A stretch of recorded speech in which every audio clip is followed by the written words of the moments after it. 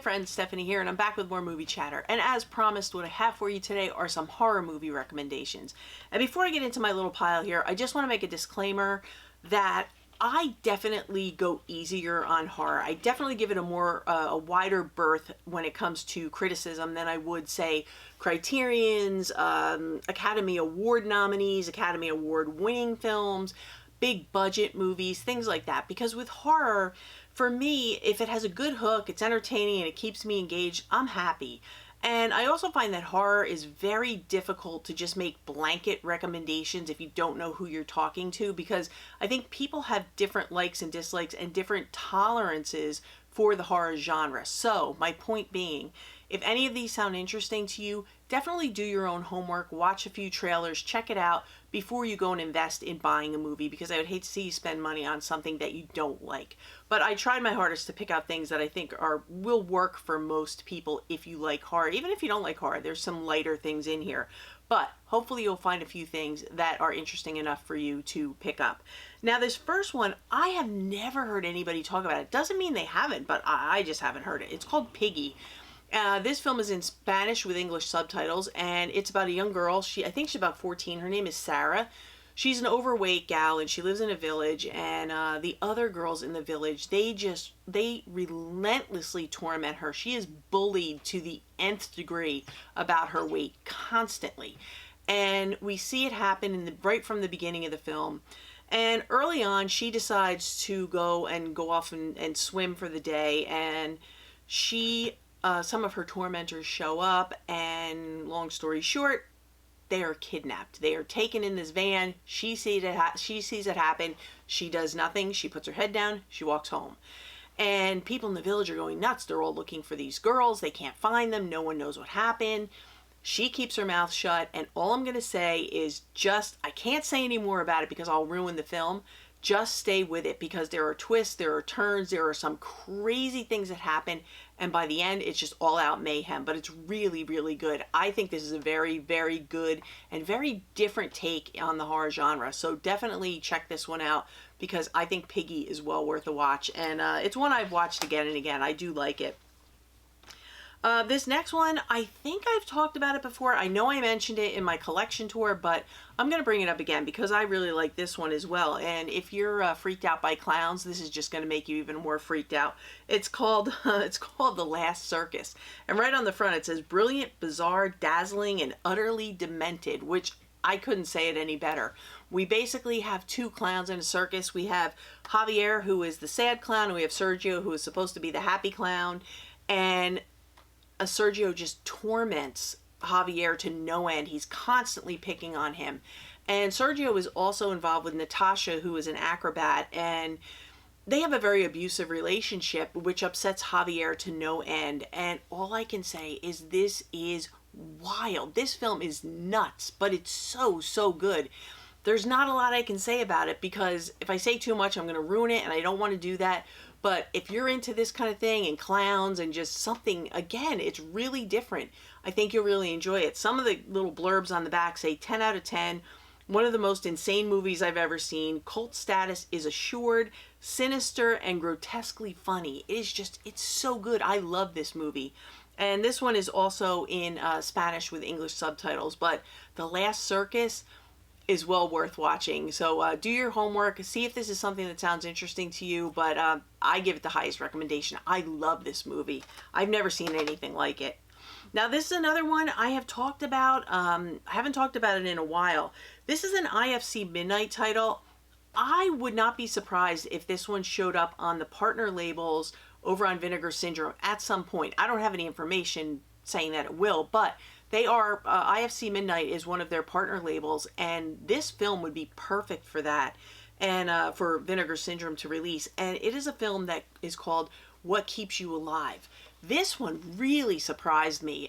What we have is we have two gals who go away. They're a couple, and they go away for, I guess, a week or so to celebrate their anniversary, their 1-year anniversary, and they're going to this lake house that's very isolated. I think it's the one girl, I think it's her family's house, and they have the house for the week, and they're just going to go, and they're going to hang out and just enjoy each other's company. And something goes wrong, something happens, and it becomes a fight for survival. And all I can say, I don't want to ruin anything. Again, horror movies are really easy to spoil, and I don't want to do that. What I can say is this is just a cat and mouse game for survival like you've never seen. And I think this is criminally underrated. I don't know why more people aren't talking about it, but the few people that I have heard talk about it all loved it. What keeps you alive? Well worth the watch. And if you want, again, if you want to see something a little different, definitely check this one out. And if it shows up on the partner labels under IFC Midnight, I told you so. This one is this one is in English, so there's no subtitles in this one. So if you're not a subtitle fan, this would be a film for you to check out. But definitely don't watch too much on this one, because there could easily be a spoiler, and that would really kill the first act. So you don't want to do that. But definitely check this one out. It's a good one. Now this one I just talked about in my haul video. If you haven't seen my haul video, I will link it up here, but I didn't say too much about it. I'm still not going to say too much about it. This is a newer release to physical. It was on streaming, I guess, last year, but it came to physical just this past week. It's called When Evil Lurks. This is a film from Argentina, but again, it is in Spanish with English subtitles. And basically, this is a really unique take on the possession subgenre of horror. So if you're sick of the same old when it comes to possession films, definitely check out When Evil Lurks. The thing with this one is the gore factor is like off the charts. So you have to be ready for that. But the story is just so good that it just kept me in. The first time I had a hard time getting through it. I kept looking away because there are some really gory parts that were like, I was like, but the story kept me coming back. And I have now watched it 3 times since I purchased my physical copy less than a week ago. But basically what we have is we have some villagers. We have a remote village. They come upon these 2 brothers who are farmers. It's a farming village. They come upon the remains of what seems to be a human, and they try to figure out what's going on, and they find out that someone in their village could be possessed or is possessed by an evil spirit, and they call the person who is possessed a rotten. That's what they refer to them as. And they want to do away with the rotten and get it out of their village, but if you do things wrong, you're going to just turn that evil loose, and that's basically what happens, and that's all I'm going to say. Just get it, watch it. You can stream this right now, so if you're not sure if you want to pick it up, definitely give it a stream, because it's very good, and it'll suck you right in. It's so good. And like I said, if you can put up with the gore, you'll love this film. It's great. I love it. Now, this was a first-time watch for me. It comes from Radiance Films. Radiance is one of my new favorite boutique labels. I think they're doing great work, and this one was a really tough film. From what I've heard, what I've read, it was really tough to get the rights to release this on Blu-ray. But the film is from 1973. It's 90 minutes, and it is in English and in color. And it is called Messiah of Evil. And I know when I showed this, I hadn't watched it, and a lot of people were like, you got to watch that right away. So I did watch this. I very much enjoyed it. Basically what we have is we have a gal who is corresponding with her father, who's an artist, and he's living in this coastal town in California. She's been corresponding with him, but she finds that his correspondence is getting less and less, and it's getting more and more strange. She wants to go and visit him, and he says to her, do not come here. And she goes against his wishes when she can no longer get a hold of him. She goes to his house, and what she finds when she gets to his house is that there is something very unsettling going on in that little coastal community, that little town. And there's something going on with the locals in that town that they don't want outsiders there. And I don't want to say too much about it, but what I can say is this was really, like, you have to remember, if it's a 1970s film, it's probably a lower budget film. The acting isn't the greatest, but the story is very interesting to me. I found the story to be really engaging, really interesting. It also felt like it had some like little sprinkles of giallo in there, because it very much reminded me of, in places, Mario Bava's Blood and Black Lace, because it had a lot of the really beautiful colors that we're used to seeing in films like Blood and Black Lace and the giallo films. They're known for their like hot green, hot red, blues, all those colors, and they're in the guys, typically in her father's house. So you get that like little taste of giallo, but then it's also, I would say, kind of like almost like a haunting, almost like Night of the Living Dead type of thing, because the locals are so weird and there's something going on with the locals, and I don't want to get into it, but they definitely do not want out-of-towners there, and they will stop at nothing to get rid of them. But Messiah of Evil, this one stayed with me for days. And if I'm going to be quite honest about it, I think it would make an excellent double feature with Dead and Buried, which I've seen this for sale on, I believe, Hamilton Book. And it's kind of the same. It's very similar. It's not the same, but it's similar. There is a coastal town, and we have people that go there. They end up dead, and the locals are really, really unsettling. There's something going on with the locals, and they don't want people coming to their town, and you definitely don't want to die there. So that's all I can say about Dead and Buried, because like I said, these films are so easy to spoil. But if you want a really good double feature, and you're into, like, this is 1981, this is 1973. So if you're into that time capsule type of thing, check out Messiah of Evil, and definitely check out Dead and Buried, because they're both really, really good. Very similar. This doesn't have really the giallo touches that Messiah of Evil has, but still really, really solid. I enjoyed these for what they are, but like I said, they're older films, they're lower budget, don't expect great acting, but the stories are really cool, so I like these. And while I'm at it, I just wanted to mention that Blood and Black Lace, this is the limited edition that came out, the 4K that came out a few months ago.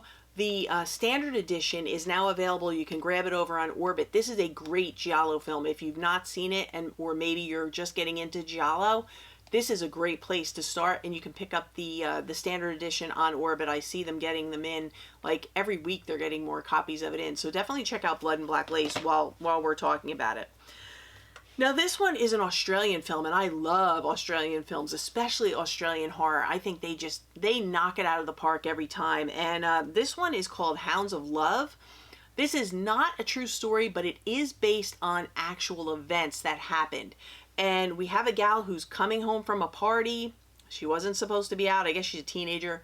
She wasn't supposed to be out. She snuck out to go to this party, and she's walking home at night. She is offered a ride by a seemingly really nice couple, and they end up kidnapping her, and they take her back to their house, and they hold her there. And this is something that they've been doing. They've been kidnapping and killing girls, and now she is being held there, and she is a very smart cookie, and she tries to figure out ways to kind of bait her captors against each other, and that's all I'm going to say.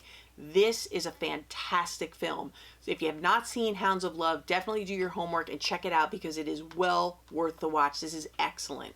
Loved it. Now, this is a film that I think I've talked about this one before too, but this one, I go back to this again and again because it surprised me how much I really liked it. It's such a simple concept, but I really enjoyed it. It is a film called Frozen, and no, it's not with the little happy singing snowman. This is a movie about three friends who go up for a day of skiing on a weekend, and they kind of bribe the guy who's running the chairlift to let them go up for one last run when the place is about to close. Well, lo and behold, he forgets, or they forget, that there is someone up there, that these three friends, two guys and a girl, are up there, and they get stuck up on this chairlift. They shut the place down, and they're stuck on the chairlift, and the place is not due to open until the following weekend, and they have no way to get down. They're up too high. If they fall, if they jump down, they're going to be injured or killed. And wolves show up at night, and they are just totally screwed, for lack of a better term. But this is really, really good. It was so much better than I expected it to be. So much better than it has any right being when you think about the concept. So good, though. If you haven't seen Frozen, definitely look into it. Check it out. And this one I know I've talked about, but I'm going to talk about it again in case anyone missed it. It's a film called The Innocence, and this one is in Norwegian with English subtitles, and this is about a group of kids who are living in this like an apartment complex over the summer, so they're kind of playing in the woods and the playground and things like that, and what they find out is that they have powers, and they can use them for good or they can use them for evil. And you know, we're going to have a creepy kids movie right here, and this is such a good one, and it's really great, and I can't say much about it because, like I said, horror movies are so easy to spoil. But if you like your creepy kid movies, let me tell you, Children of the Corn has nothing on the Innocence. This is so, so good. I love this one. I watch it again and again. But if you want some creepy kids, check out the Innocence. And this one, now this is one that I would say, if you decide to check this one out, definitely do your homework, because I know a lot of people didn't like this, but I really liked it. And my friend Jay over at Absolute Sublime One, who's a huge horror fan, he loves this movie. And it is a found footage movie, but it's also a possession movie. And it's called The Taking of Deborah Logan. And this is so different from I'm not really the biggest found footage fan, but I really enjoyed this one. Basically, we have an elderly woman who, they believe she has Alzheimer's, and her daughter invites this student who's doing a film on people with Alzheimer's to come in and like do videos about her mom and how they take care of her every day and what they're doing with her and how they get around and how they function in their home. And what we quickly find out is that there is something way, way more sinister going on with the mother, and that's all I can really say. But this is a really different take on the found footage and the possession subgenres. And if you're not usually a fan of those, I think you might just like this one. But definitely check it out. And all I can say is the last shot of this movie made the hairs on the back of my neck stand up. It freaked me out. But I really like this one. Not everybody likes it. It doesn't score very well, but I really do. I really like this one, and it is another one that I have seen over for very cheap on Hamilton Books, so you might be able to pick it up cheap there. Now, this I have one more recommendation, and then I want to talk to you about two films that are done by the same family that I'm rooting for them. This one is a Vinegar Syndrome release. It was, I believe, last month. It was originally put out by Radiance, had a release, and I couldn't find the Radiance release, and lo and behold, it showed up on Vinegar Syndrome, and I believe it was either February or March.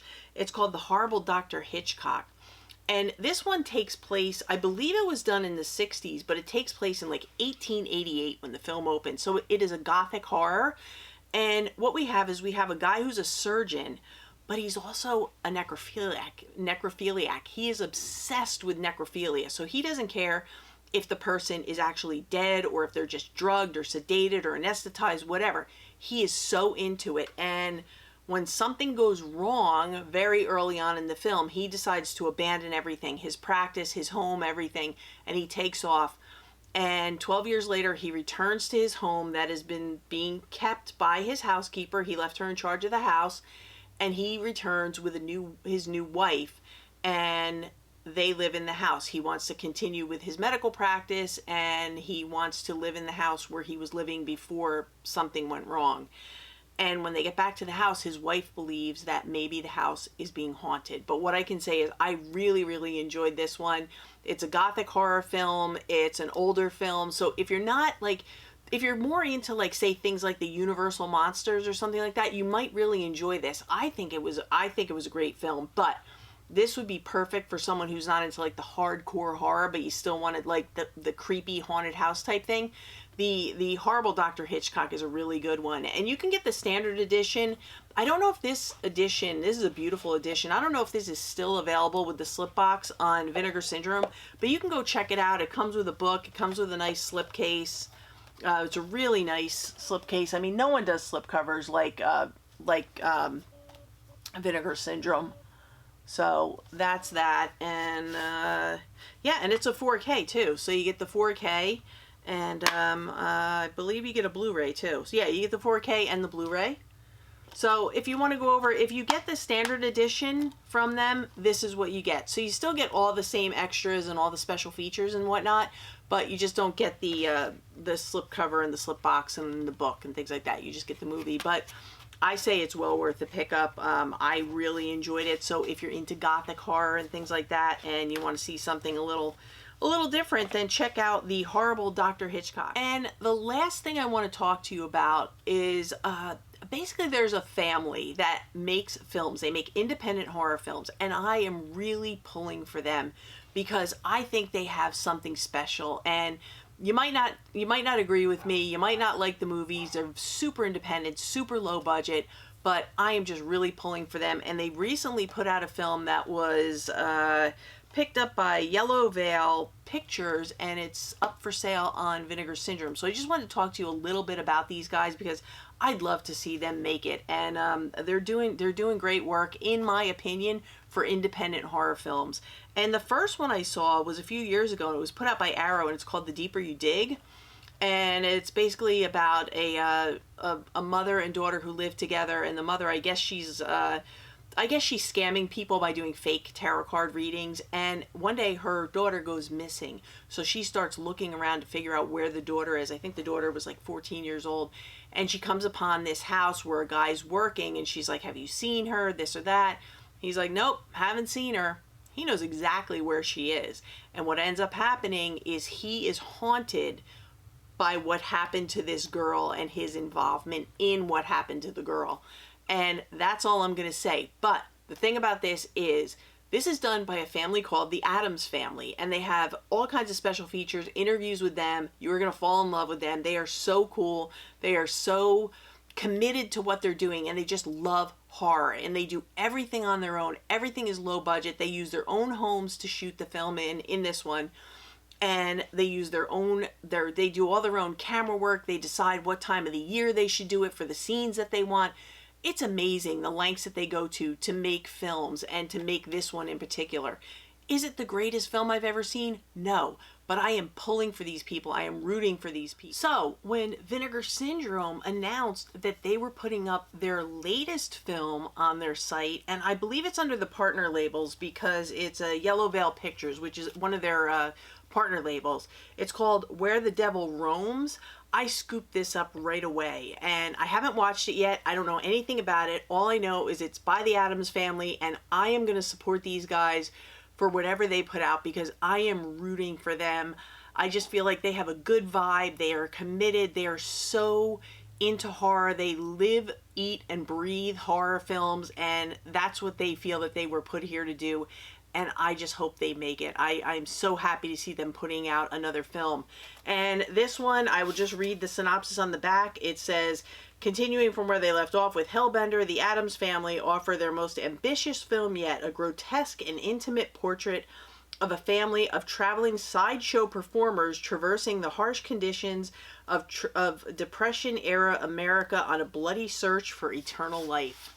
And I'm telling you, if you just watch the extra features with these guys where they interview them and talk to them and do like their making of, you are going to be so impressed with them. If you are a film fan, horror fan, independent filmmaking fan, they have so much to offer, and they're so committed, and I'm just rooting for them all the way. So if you want to see something different, you can always look for a copy of The Deeper You Dig. I'm sure it's still available on Amazon. And then over on Vinegar Syndrome, Where the Devil Roams is their latest film that's out in the mainstream, on the mainstream site. So definitely check this one out. And I just wanted to give them a shout out because I'm all in. I'm rooting for them all the way. So I just wanted to mention that at the end of the video.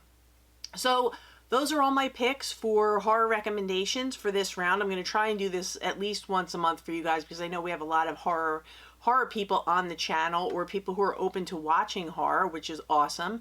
I hope you found a few titles or the things that you want to watch or things that you at least want to check out. I want to thank everyone for watching these videos. You know I appreciate you giving me time out of your day and taking time to click on the videos and just enjoy the content, I hope. But anyway, if you like things like this, recommendation videos, haul videos, collection overviews, anything that has to do with physical media, we do it here. Consider subscribing and hit the bell notification. And I'm going to be back again real soon. I'm back in action, so I'll be back in a couple days with something else. I have a few things planned, but we'll see what I come up with. So for now, today, I'm going to call it. I'm going to go upstairs, play with the puppies, eat my dinner. So for now, that's a wrap.